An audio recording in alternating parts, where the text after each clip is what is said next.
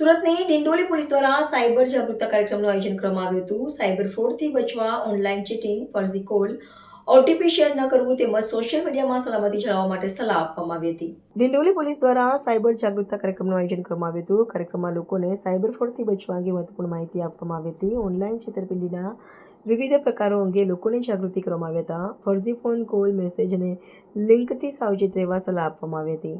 પોલીસે કોઈપણ વ્યક્તિ સાથે ઓટીપી, પાસવર્ડ કે બેંકની માહિતી શેર ન કરવા જણાવ્યું હતું અને સોશિયલ મીડિયાનો ઉપયોગ કરતી વખતે સાવચેતી અને સુરક્ષા જાળવવા માર્ગદર્શન અપાયું હતું। સાયબર ગુનાનો ભોગ બનતા લોકો તાત્કાલિક પોલીસનો સંપર્ક કરે તેવી અપીલ કરાઈ અને કાર્યક્રમનો મુખ્ય હેતુ લોકોને સાયબર ગુનાઓ અંગે જાગૃત કરી સુરક્ષિત બનાવવાનો હતો। આજરોજ અમે અહીંયા ડિંડોલીમાં કિંગ્સ જીમ કરીને જીમ આવેલું છે, ત્યાં અમે આવેલ અને આજકાલ સુરત સિટીમાં જે વારદાતો જે થતી જાય છે, જે ગુનાહિત પ્રવૃત્તિઓ વધતી જાય છે, એના સંદર્ભમાં જે યંગ બ્લડ છે, જે બધા યંગ જનરેશન છે, એ લોકોને થોડું સલાહ સૂચન તેમજ સાયબર અવેરનેસ માટેની સલાહ સૂચન આપવા માટે આવેલ હોય અને એનો સેમિનાર આપેલો હોય, જેમાં લોકોનો સારો પ્રતિસાદ મળેલો અમને અને જરૂરી સૂચનો આપેલા.